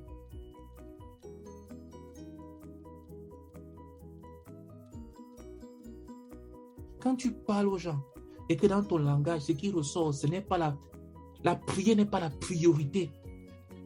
Tu dis aux gens que non, les gens doivent beaucoup travailler. Il faut que les gens soient disciplinés, que les gens travaillent dur. Ça, c'est très bien. Mais si tu ne dois pas comprendre que s'il n'y a pas la prière, tout ce qu'ils font ne peut pas être une œuvre de Dieu. Tu es passé à côté. Dans une simple conversation, le pasteur tournera le sujet vers la prière aussi fréquemment que possible, car c'est ce qui bouillonne à l'intérieur. C'est pourquoi ce pourquoi le leader est fou jaillira. La vie, les documents, chaque chose doit le dire. La communauté missionnaire chrétienne internationale doit devenir un mouvement de prière. Pour que l'Église devienne une maison de prière, le pasteur aîné doit assumer la direction du ministère de prière de l'Église. L'arme de la chair doit échouer. L'arme de la chair doit échouer et échouer lamentablement. Le Seigneur Jésus-Christ est sur le trône. Il ne dit pas, j'ai donné au diable un chaos technique sur la croix. J'ai déversé l'esprit sur les apôtres et sur l'Église. Je peux maintenant me détendre. Mais comme le dit la Bible, étant toujours vivant pour intercéder. Hébreux chapitre 7, verset 25b. Donc le Fils de Dieu est sur le trône. Après avoir écrasé le diable sur la terre, après avoir libéré le Saint-Esprit, avec des gens sur terre remplis du Saint-Esprit, on a le Fils de Dieu qui est sur le trône et qui ne cesse d'être dans l'intercession, de prier. Ainsi, lorsque quelqu'un pense qu'il peut réussir sans prier, il est en train de dire à Jésus, je connais mieux que toi, tu es stupide, moi je suis sage. Sur le trône, la prière n'est pas la priorité de Jésus-Christ. Non. C'est la seule chose que Jésus-Christ fait sur le trône. Sur le trône, la prière n'est pas la priorité de Jésus. Ça veut dire que ce n'est pas qu'il y a beaucoup de choses et il a prioritisé la prière. Non. Sur le trône, la prière, c'est la seule préoccupation du Seigneur Jésus. Sur le trône, la prière n'est pas la priorité de Jésus-Christ. C'est son unique activité. C'est son unique préoccupation. C'est la seule chose à laquelle il se livre. C'est sa seule garantie de succès, du succès de son œuvre à la croix. Jésus-Christ est sur le trône, étant toujours vivant pour intercéder. On n'a pas dit étant toujours vivant pour prêcher, pour enseigner. Non. étant toujours vivant pour prier pour les gens pour qu'il est parti sauver. Il est mort à la croix. Oh, il est capable de sauver parfaitement. Il est capable de sauver parfaitement parce qu'il est toujours vivant pour intercéder. Il est capable de sauver à la perfection parce qu'il est toujours vivant pour intercéder. Ôtez le fait qu'il est toujours vivant pour intercéder et son œuvre devient de peu d'importance. Que le Seigneur Jésus-Christ arrête de prier depuis 2000 ans. Qu'il cesse de prier, dit que vraiment ça fait 2000 ans que je prie. Je vais arrêter. Je suis quand même au ciel. Je vais aussi jouir du ciel. Non, non, non.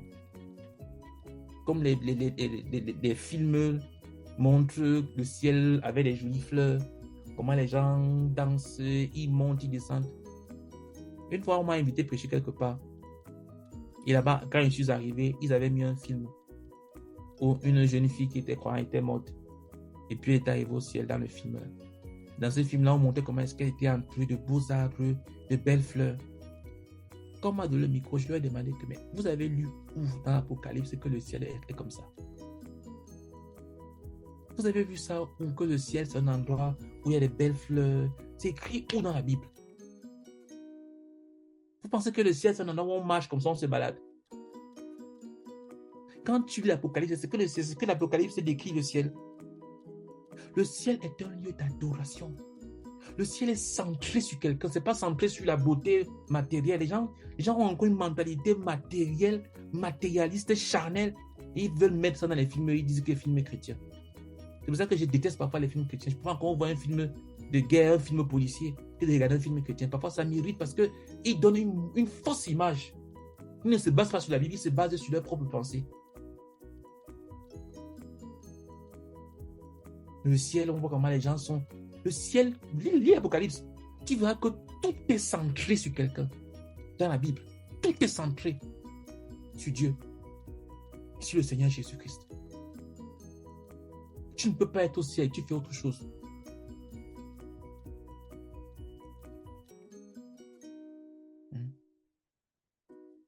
Ôtez le fait qu'il est toujours vivant pour intercéder et son œuvre devient de peu d'importance. Oh, il vit à jamais pour intercéder. Il ne dit pas, eh bien Dieu le fera. C'est aussi pour cela qu'il peut sauver parfaitement ceux qui s'approchent de Dieu par lui. Ils viennent à lui, alors il les sauve parfaitement, car il sait qu'ils peuvent s'approcher de lui et ne pas être sauvés. Il sait qu'ils peuvent s'approcher de lui et n'être sauvés que partiellement. Il est capable de sauver parfaitement, de sauver complètement, de sauver jusqu'à la perfection, de sauver minutieusement parce qu'il est toujours vivant pour intercéder. Écoutez frère, cela signifie littéralement ceci. Il peut sauver parfaitement car il est toujours vivant pour intercéder. Ainsi, sans l'intercession, il n'y a pas de salut à la perfection. Les gens se sont approchés de toi. Tu t'es concentré seulement à les enseigner, à leur parler, à faire beaucoup de choses. Et la chose que tu aurais dû faire comme primordial, à savoir prier pour eux, beaucoup plus, tu ne l'as pas fait. C'est pour ça qu'ils viennent, ils partent, ils viennent, ils partent, ils viennent, ils partent, ils viennent, ils partent. Ils viennent, ils partent. Parfois, il y a des appels que tu ne dois même pas décrocher. Tu dois être allé en train de prier pour la personne. C'est mieux de prier pour quelqu'un dans certaines circonstances. Je ne dis pas tout le temps.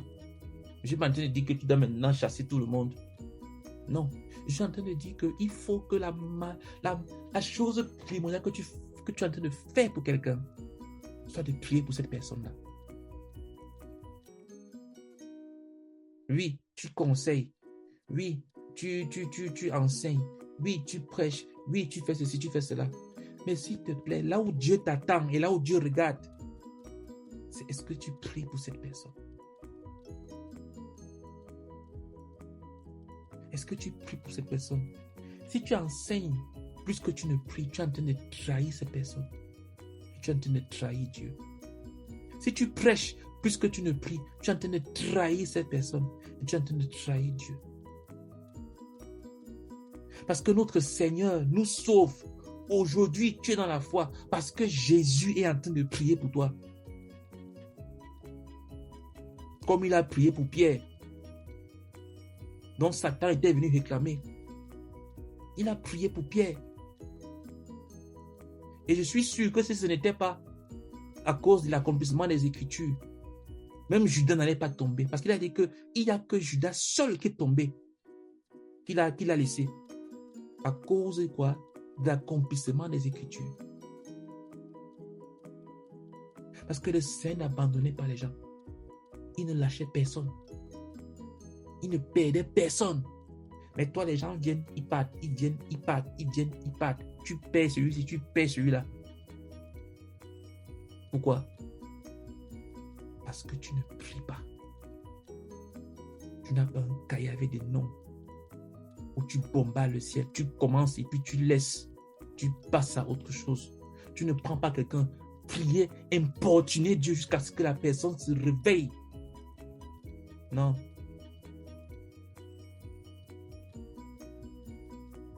Si vous ne priez pas et ne donnez pas la priorité à la prière, premièrement, dans votre vie personnelle, vous devenez des Judas qui trahissent le troupeau. J'ai confronté un frère dans un pays et je lui ai dit, frère, tu ne pries pas. Il a dit, oui frère, tu as raison. Je ne suis pas un homme de prière. Je suis juste un mobilisateur de prière. Mon travail est de mobiliser les gens à prier. J'ai dit, ils ne prieront pas, car ta vie est un message. Ta vie est un message. Dis, ma vie est un message. Ma vie est un message. Tu ne peux pas demander aux gens de faire ce que toi-même tu ne fais pas. Ça ne marchera pas. Le Seigneur Jésus-Christ ne pouvait pas compter sur les victoires du passé. Il ne pouvait pas dire, oh, j'ai réglé son compte au diable sur la croix. Il savait que les terrains qui sont conquis par la prière doivent être maintenus par la prière. Ce n'est pas parce que tu vois quelqu'un qui commence à changer spirituellement, une brebis, ou bien qui que ce soit, qui est en train de grandir, tu dis, ok, il y a beaucoup investi pour la personne, si maintenant il faut que la personne se débrouille. Non.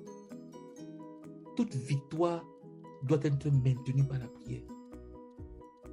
Les terrains conquis par la prière doivent être maintenus par la prière. La conquête accomplie à travers la prière doit être maintenue à travers la prière. L'ennemi déraciné par la prière doit demeurer déraciné à travers la prière. Les gens gagnés à Christ par la prière doivent être maintenus en Christ à travers la prière. Les victoires personnelles acquises par la prière doivent être maintenues par la prière. Et là où la prière s'affaiblit, les gains commencent à être perdus. Jésus peut sauver parfaitement. Pourquoi?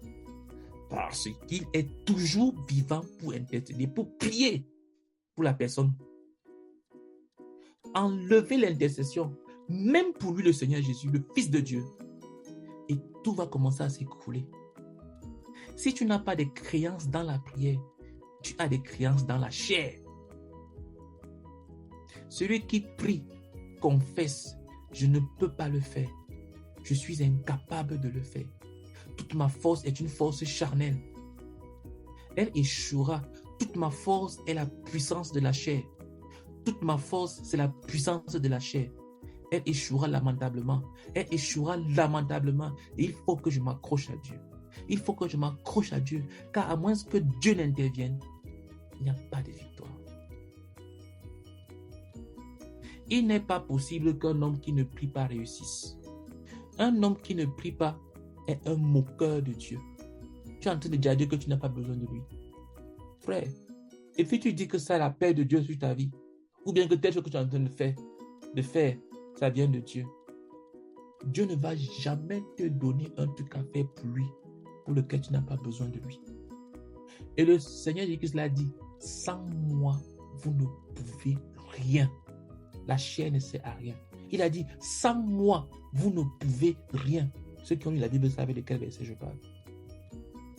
Donc, tu pourrais être très doué, très, très talentueux, mais tu vas échouer. Avant de commencer à demander pourquoi ne suis-je pas où je devrais être, regarde d'abord ta vie de prière. Es-tu où tu devrais être dans la prière? Nous pouvons le dire ainsi, le succès dans la vie est directement proportionnel au succès dans la prière. Si tu as une vie de prière de 2, 3, 1 minute, ça va t'amener où? C'est comme si tu prenais une brindille de balai pour t'appuyer dessus. Tu vas monter juste, tu vas t'élever à quel niveau? Ça va se casser, tu vas même te briser le cou. Frère, tu dois grandir dans la prière. Nous devons grandir dans la prière. Nous devons grandir dans la prière. Non, non, non. Il faut que ça change. La prière va devenir centrale. On n'aura pas deux choses comme priorité quand on se réveille le matin.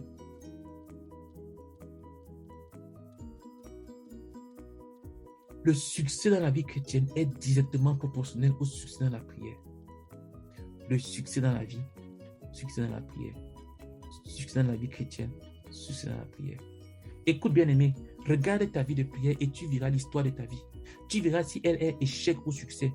Pas de succès dans la vie de prière, pas de succès dans la vie. Peu de succès dans la vie de prière, peu de succès dans la vie. Beaucoup de succès dans la vie de prière, dans la prière, beaucoup de succès dans la vie. Le fait est que la vie de prière gouverne la vie spirituelle. Elle gouverne la vie académique. Elle gouverne la vie professionnelle. Elle gouverne la vie financière. Elle gouverne la santé. Elle gouverne les enfants. Elle gouverne les petits-enfants. Elle gouverne les arrière-petits-enfants. Et elle réduit tes ennemis à l'échec total. Ils viendront dans une direction et s'enfuiront dans 1000 directions. Un homme ayant très peu de capacité, mais qui prie, atteindra des hauteurs qu'on ne peut pas comprendre. Tu pourrais ne pas être un grand évangéliste, mais je t'assure, si chaque jour tu décides de prier pour au moins 10 personnes en commençant seulement par là, tu prends tes 10 noms. Pour ceux qui font la prière de la retraite de midi, ils connaissent de quoi je parle. Si tu as tes 5 noms et les 5 prochains, 5 noms que tu suis, les 5 prochaines cibles, ça fait 10. Si tu pries ne serait-ce que pour 10 personnes chaque jour, frère, tu vas exploser.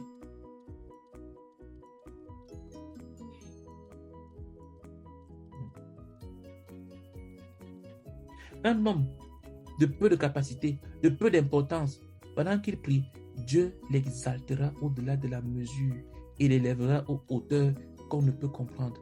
Les gens regarderont et diront, mais que se passe-t-il?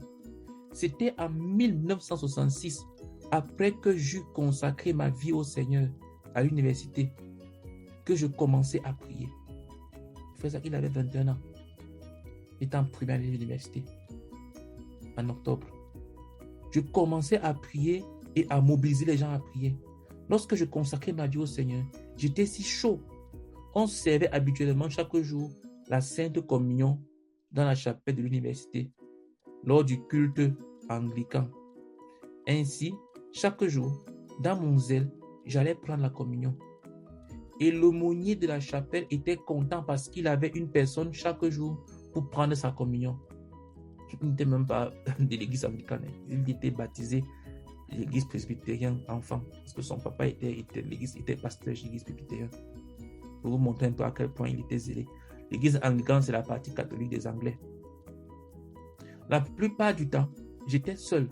Et il exécutait tout le culte et me donnait la communion. J'étais zélé, je brûlais.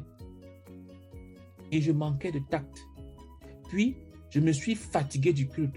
Parce qu'il n'y avait pas de parole, juste la lecture de la liturgie. Il y avait une salle vide à l'entrée de la chapelle. J'ai appelé d'autres étudiants zélés et nous commençons à y prier. Car de là, on allait juste dans la salle à manger. Ainsi, nous y prions de 7h à 7h30 et nous allions ensuite prendre le petit déjeuner. Nous prions et frappions des mains et nous nous réjouissions. Je ne pensais même pas que j'étais en train d'offenser quelqu'un. J'étais juste un joyeux insensé. L'aumônier n'avait donc plus personne à donner sa communion. Ainsi, un jour, à mon arrivée, je trouvais qu'il avait fermé la porte. Je suis allé voir le président du groupe biblique universitaire qui avait tout un bâtiment pour les étudiants. On nous y donna une chambre. C'était un peu éloigné, mais nous nous y retrouvions pour prier. Frère, regardez. Ce n'est pas possible de prier trop longtemps avant de vouloir rassembler les gens pour prier avec toi. Il y a la joie de combattre sur les genoux devant Dieu. Il y a la joie de combattre. La prière n'est pas ennuyeuse, frère. Mais il y a une autre joie lorsque l'ensemble, l'un après l'autre, ou tous ensemble, vous faites exploser le royaume de Dieu et faites descendre des paquets qui sont trop gros pour qu'une seule personne les fasse descendre. La prière en groupe. Ainsi, quand tu commences à prier et commences à prendre la prière au sérieux, et tu commences à prier et à prier, chaque domaine de ta vie commence à entrer dans la faveur de Dieu. Tes finances deviennent les finances du royaume. Dieu va commencer à utiliser ton argent. Tu vas avoir des gens qui vont venir te voir, tel besoin, un frère, et ainsi de suite. Et Dieu va te dire, donne. Et tu vas donner avec joie. Dieu va commencer à utiliser ton argent pour nourrir ses enfants. Dieu va commencer à utiliser ton argent pour tel projet. Tu vas voir que tu vas commencer à être impliqué dans tel et tel projet. Où tu vas prendre l'argent que tu as pour donner, pour investir, avec joie. Parce que Dieu va commencer à se servir de ton argent. Mais quand Dieu ne t'a pas accepté, il n'accepte pas tes choses. Il n'accepte pas tes choses. Il ne touche pas ta maison. Il ne touche pas ta voiture. Il ne touche pas ton téléphone. Il ne touche pas ton ordinateur. Il ne touche pas ton argent. Et il ne touche pas ton temps. Il te laisse. Tu en jouis ça tout seul. Tes enfants deviennent des enfants du royaume. Il y a à l'intérieur une paix que rien ne peut ôter. Tu te tournes à droite et entre dans la bénédiction. Tu te tournes à gauche et entre dans la bénédiction. Tu te tournes derrière et entre dans la bénédiction. Tu te tournes devant et entre dans la bénédiction. Tu descends dans la bénédiction, tu t'élances vers le haut et tu entres dans la bénédiction. Car le Dieu à qui tu pries vient et t'enveloppe de lui-même. La prière est le lieu où la relation avec Dieu est bâtie et cimentée. Lorsque tu as bâti une très solide fondation, toutes les tempêtes ne peuvent pas la réduire en pièces. Et tout ce que le diable planifie contre toi devient une porte ouverte pour de plus grandes bénédictions. Tu es béni. Tu es juste béni. Naturellement, zéro. Mais en Dieu, ceux qui te dépassent dans le monde ne peuvent pas voir ta nuque. Tu vas avoir des collègues qui ne vont pas comprendre ce qui se passe. Tu vas commencer à être productif au travail. Je vous dis que le frère, il n'y avait pas un professeur qui a donné sa cheville à l'université. Alors qu'il ne passait même pas trop de temps là-bas. Il était toujours en train de voyager pour prêcher l'évangile.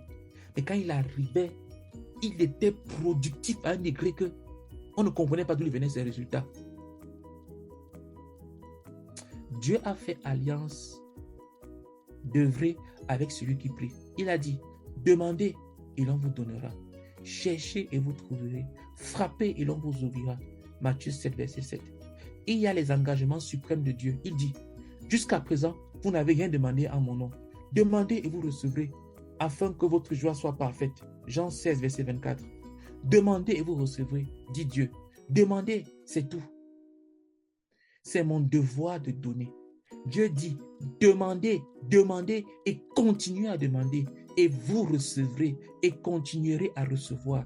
Demandez et vous recevrez. Il dit, et il en fera de plus grandes parce que je m'en vais au Père.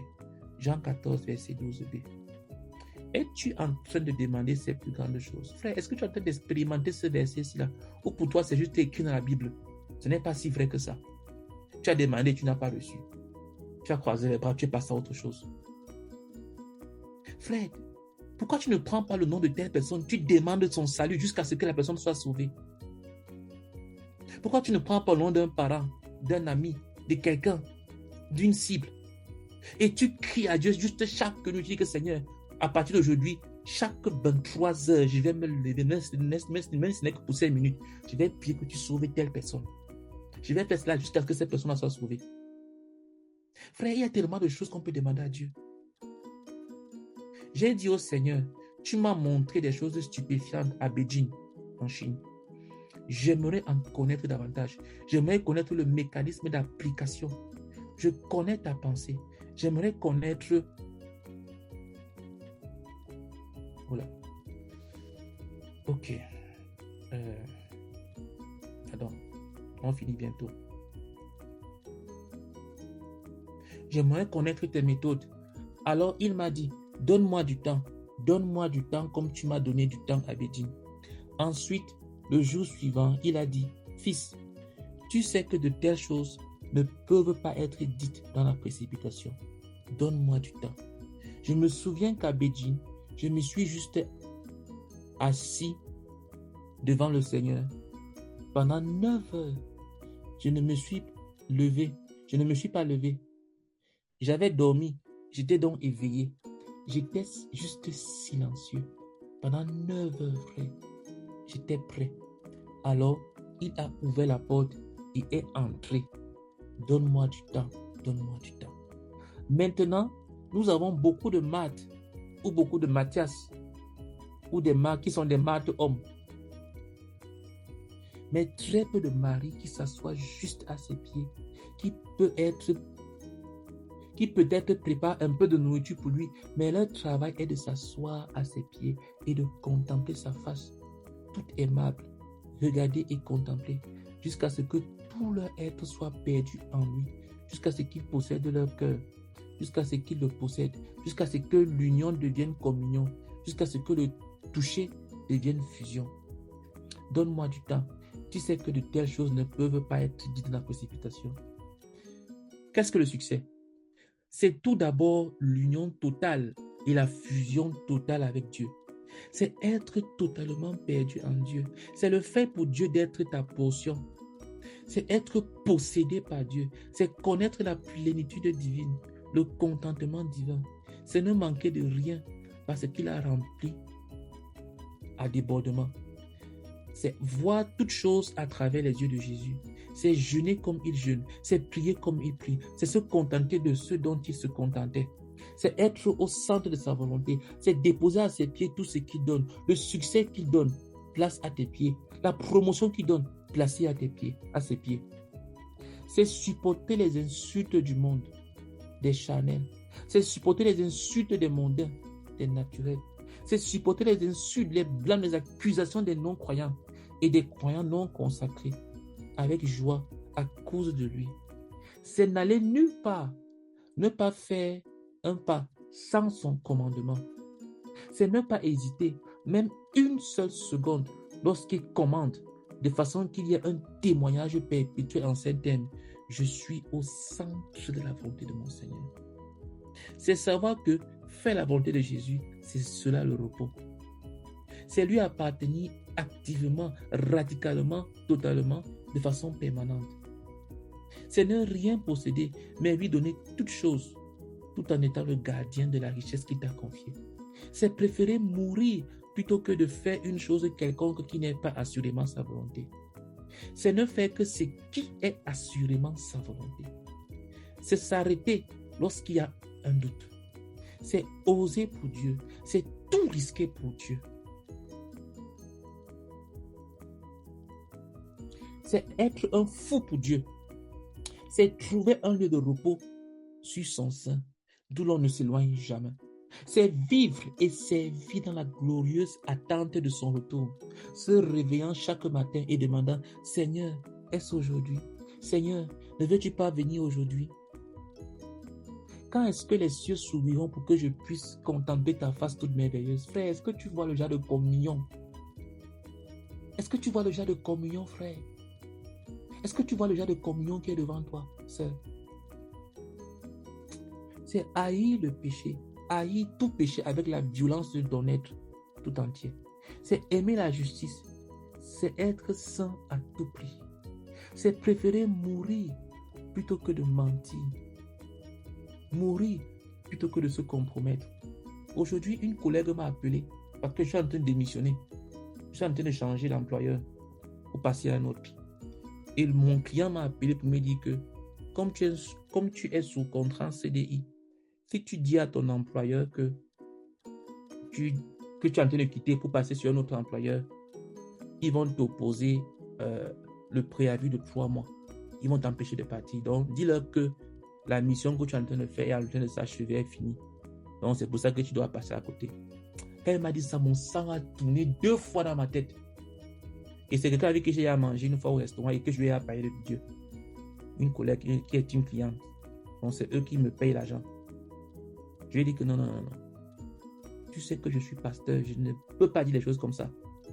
Et elle m'a dit, mais Jerry, si tu leur dis la vérité, ils risquent de te bloquer, de t'empêcher de commencer le nouveau travail, la nouvelle mission, le nouveau truc chez le nouvel employeur. Je lui ai dit que non, non, non. Laisse-moi faire. Je sais ce que je vais leur dire, mais je ne vais pas leur mentir. Parce que je suis un pasteur et tu le sais. Je ne peux pas faire ça. Elle m'a dit, ok, fais comme tu penses que ça ne va pas violer ta foi. Vas-y. J'ai dit, ok, bien sûr, de toute façon, je ne peux pas. Donc, c'est préféré mourir, frère. J'étais content de ce que je n'ai pas seulement dit, ok, pour après aller faire autre chose. Parce que même si j'avais seulement accepté et que j'avais dit, ok, j'ai compris ce que tu m'as dit, et que j'avais raccroché, et qu'après j'allais faire autre chose. Mais quelle est l'image que je vais laisser à cette personne, à cette jeune fille, à cette collègue-là, qui est mon manager chez les clients? Quelle image j'allais laisser, frère? Et j'ai écrit aujourd'hui ma lettre d'émission, et j'ai refusé de mentir. Et je prie juste qu'il m'accorde la grâce, qu'il me laisse partir. Et je verrai, s'il ne me laisse pas partir, ce n'est pas la fin du monde. S'il me laisse partir, gloire à Dieu. Mais lorsque tu es prêt à mentir, c'est préférer mourir plutôt que de mentir, mourir plutôt que de se compromettre. C'est plaire à Dieu, même si toute autre personne est fâchée. C'est cela le succès. Finalement, c'est gagner son approbation et recevoir son bienfait bon et fidèle serviteur. Toutes ces choses sont accouchées dans le creuset de la prière, sont soutenues dans le creuset de la prière, sont amenées à la maturité dans le creuset de la prière et sont déposées à ses pieds dans la prière. C'est cela le succès. C'est le succès. C'est le succès. Et nous donnons toute la gloire au Seigneur Jésus-Christ. Il est le succès lui-même. Lui-même est succès. Il est la loi du succès. Le posséder, c'est réussir. Puisse le Saint-Esprit, notre enseignant, inscrire cette loi au tréfonds de notre être et l'accomplir dans nos vies. Amen. Ainsi s'achève. Amen. Ainsi s'achève l'étude du livre Les lois du succès spirituel. Nous allons prier parce qu'on a beaucoup débordé. Je vous supplie,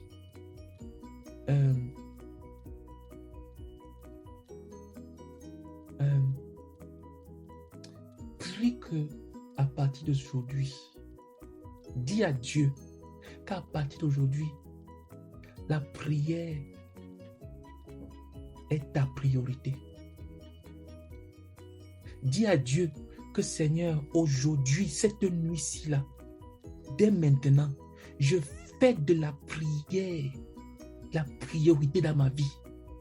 Je vais commencer ma journée avec la prière, même si c'est juste une phrase, et je vais l'achever dans la prière.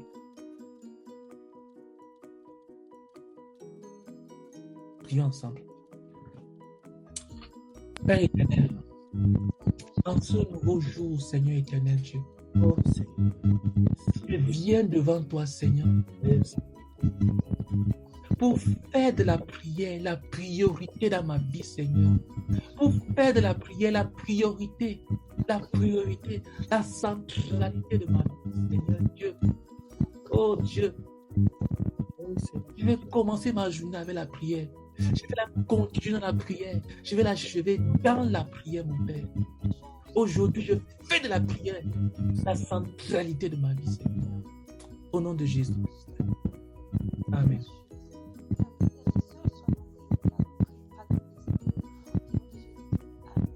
Amen.